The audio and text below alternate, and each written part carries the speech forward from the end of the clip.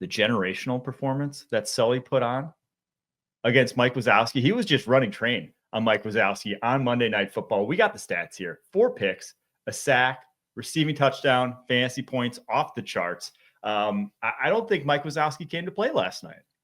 It's incredible because Sulley was not only intercepted Jalen Hurts 4 times, sacked Jalen Hurts once, had a couple of really nice run stops. He was also important. He was on the receiving touchdown. He had a 60-yard catch. Yeah. He also was. Oh yeah, I did not expect Sulley to have that much speed being like 7'8" and like 600 pounds. That is a physical specimen on the level of like Myles Garrett. He was giving Jordan a lot of problems on Monday night. And then he even stepped in at quarterback when Justin Herbert's hand had finally taken too many hits, led the Chargers down the field for the game-tying field goal. We will have to talk about this game when we talk about the GOAT status, the GOAT discussion. I think Tom Brady's in trouble. If Sulley keeps playing like this the rest of the season, MVP's locked up. But on the flip side, Mike Wazowski and this Eagles team, man, we have problems. Obviously, we're joking with the Monstars there, but the Eagles actually have problems. This offense is a disaster over the last 5 weeks. They're 26 in offensive EPA per play. They're behind the Saints over their last 5 games. This offense, it is ugly. Jalen Hurts, 4 picks in this one. Now, one was off A.J. Brown's hands. The last one, kind of a tipped, forced pass, maybe not the worst decision in the world. Other 2 that were tough. This Eagles team right now, they cannot get out of their own way.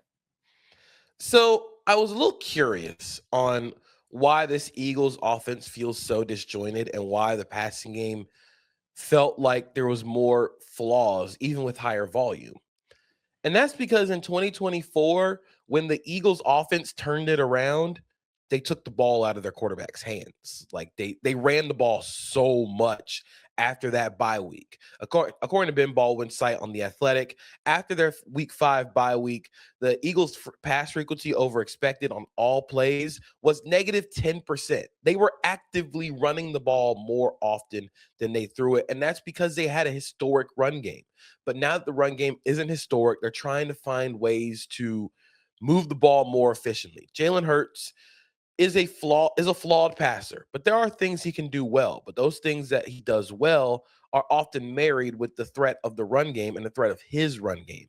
And the fact that they're not running him and the fact that he's not passing the ball very well, I won't even say arguably, this is the worst performance of his career.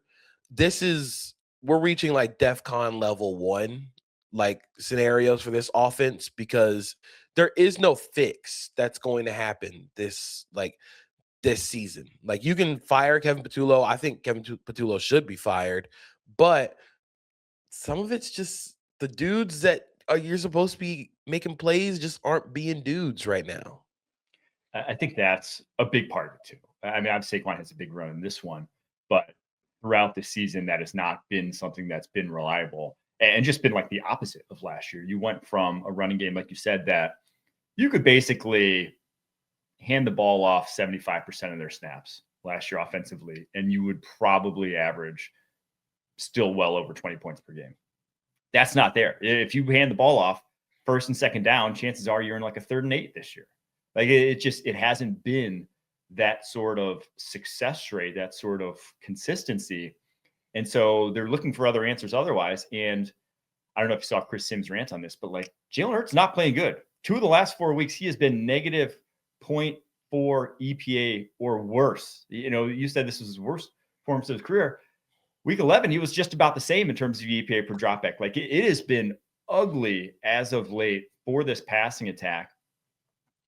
Just do think a lot of it falls back into Jalen Hurts. I agree that I don't think, A.J. Brown is at his prime anymore. I don't think he's quite the guy he was, 2 years ago, but he's still a darn good wide receiver. He's still good in those contested situations, although he had one yesterday that he didn't secure. But I think a lot of it still falls on Jalen Hurts and his limitations in this passing offense and just how you have to scheme around those limitations and how he's had to for his entire career, basically. And even with A.J. Brown, he was not good. He had 100 yards on 13 targets, but when they needed him most, he dropped the touchdown in the back of the end zone. He had another play on a swing pass where he's just checked out and is just not blocking or being effective. And it feels like that happens too often now. It feels like A.J. Brown probably won't be on the Eagles this time next year. Oh, yeah. I think he is done with this entire thing. So then, like, again, it kind of falls back on Jalen Hurts. It falls back on a quarterback that you have to scheme specifically for a specific type of offense. And that offense requires so many different things to be good. And it just feels like those things that are supposed to be good just haven't been that this year. Yeah, AJ's gone. Two of the last 3 seasons, this is how they've ended. One in a Super Bowl, obviously, but it took a historic rushing game to do so. But 2023 down the stretch looked like exactly what we're seeing this year. 3 straight losses from the Eagles now. An offense that was just reeling, that looked like it couldn't get out of its own way. And I think a lot of it is the connection between AJ Brown and Jalen Hurts. Have you seen the clip of them talking at the end of last year's Super Bowl? No. Do you know what I'm talking about? Mm-mm. I would recommend going and listening to it because I thought it was very enlightening on their relationship, because it's almost like 2 guys talking past each other. If you haven't seen the clip and you're listening to this, like, definitely go watch it. It's just like the way you can just tell that they're not like that. It's not that there's like still friction. They just won the Super Bowl, and it's like still an awkward interaction that they can't just be like celebratory with each other. I thought it was just very telling of their relationship as a whole. And it's like, I don't think you can continue this with how it's gone this season. I just don't think you can. There was also a point during the game on the Monsters Inc. broadcast where Roz, sideline reporter, did a fantastic job. Asked the players which player on the team has the most like boss vibes, like it's either my way or the highway. AJ Brown was the first person to answer this question for the Eagles, and he said himself, like, that is he is the most online person, I think, in the NFL. I think it's amazing that he answered that with like, yeah, I think it's me. Like, if I don't have it my way, it's the highway. It's like, oh, all right, man. Well, there's our answer to why the Eagles offense is sort of falling apart and why AJ Brown hasn't felt like the same AJ Brown that we've gotten in seasons before. So it feels like the offense is trying to find answers in a season that, you just might not have it. I think it's the highway. Let's be honest, I think it's about to be the highway. Now the playoff odds, though, for these teams, the Eagles still very likely to make the playoffs. A lot of that's because they played the Commanders twice down the stretch, and we obviously know the Commanders at 3-10 are reeling even harder than the Eagles are this season. But 92% chance to make the playoffs. Cowboys kind of nipping on their heels, still an 11% chance. So they have an easiest schedule themselves, but obviously 3 wins from the Eagles out of their last 4, and that's that. They will be your NFC East champions. On the flip side, Chargers now up to a 78% chance to make the playoffs, still involved in the division, 13% chance there.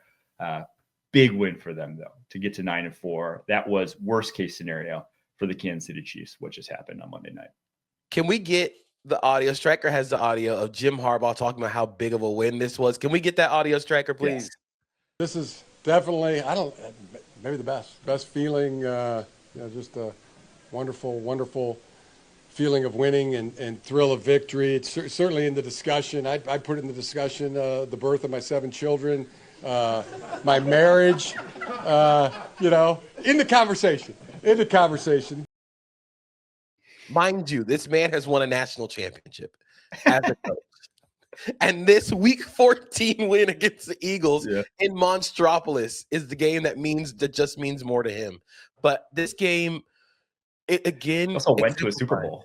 He also did go to a Super Bowl. Like, he's won at the highest levels of the sport, but this game means more.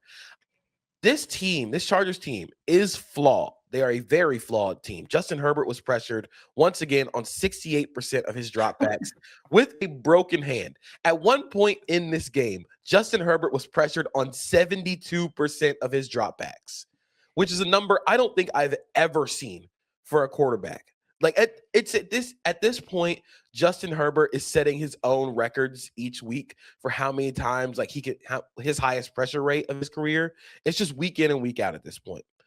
But they just find ways to win. Justin Herbert found ways to win. In this game, it was the scrambling.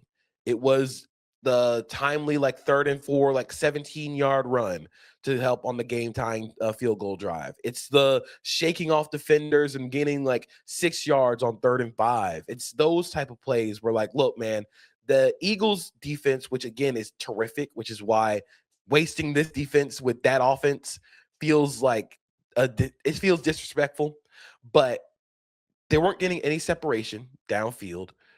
They could not win throwing the ball. So Justin Herbert was like, fine, I'll go win this game with the scrambles. And that's what we see the elite quarterbacks do. And I think Justin Herbert, despite everything that has happened to the offensive line this season, has been one of the NFL's elite quarterbacks.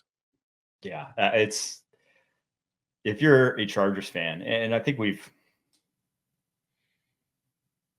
kind of poo-pooed their Super Bowl chances, and like rightfully so. When you're on the tackles that they are offensively, it's going to be tough. But you just got to be happy as hell with the combination that is Justin Herbert and Jim Harbaugh. It feels like the sort of combination that you're just going to make the playoffs every single year. And if this team, with all the injuries they've had, the key positions, if this team is still firmly in the playoff, and this team is 9-4. Yeah, you're going to be in the mix every single season. So yeah, maybe it's not this year. Maybe this isn't the best team, but you will have one. You know, you got probably a decade more of Justin Herbert and Jim Harbaugh. One of those teams, a number of those teams probably are going to be Super Bowl caliber. So even if it's, again, not how this season would have likely gone, you're going to have that tackle duo back. You're going to re-sign that tackle duo. They're not going anywhere anytime soon. So you have a great situation, probably about as good as anyone in the NFL in terms of long-term prosperity that you have there in Los Angeles. And I think that not only do you have Jim Harbaugh, Justin Herbert, I think you have a defense that's really well set up for the future in terms of youth. Like Cam Hart played a fantastic game on Monday night. And I think the game-ending interception, I clipped his mock draftable sheet. I said, here's why Cam Hart made the great play. 91st percentile arm length, 93rd percentile wingspan. Drafting tall guys with long arms in this defense really helps. And it feels like Cam Hart, the game is sort of slowed down for him at this point, where in this defense, you're not going to be asked to play a lot of man-to-man coverage. You're not going to be asked to do a lot of traveling with receivers. But what they ask you to do is make breaks on the ball in zone. And on that play, Eagles are running an RPO to that side, and they're trying to put him in conflict with Dallas Goedert running out towards him, and then Jahan Dotson trying to run behind him as the flat defender. And he covers both routes and makes a play on the ball for that interception. Those are things that you can tell, like a corner is really starting to see the game a lot better. He had a great pass breakup on A.J. Brown in the back of the end zone. He caught an interception. He has just been really good for them this season, along with Tarheeb Still. You get Deion Henley still playing great. Like they're still being set up effectively for the future. And Jesse Minter has been a fantastic coordinator for him. I don't know how long he will be the coordinator for them because he might get a head coaching job soon. But the longer they can keep him around, this defense is going to be very good. Yeah, I can't wait for draft season because, well, for a lot of reasons. One, because I love draft, but two, because I do think the body types and the sort of what you usually look for on defense is evolving. There's a lot of position groups, whether it's along the defensive line, whether it's cornerback, that look a lot different than they did, say, even 5 years ago in terms of what you want at those positions. And I think you touched on a lot of those with Cam Hart, and we'll get to a lot of those conversations in the coming months.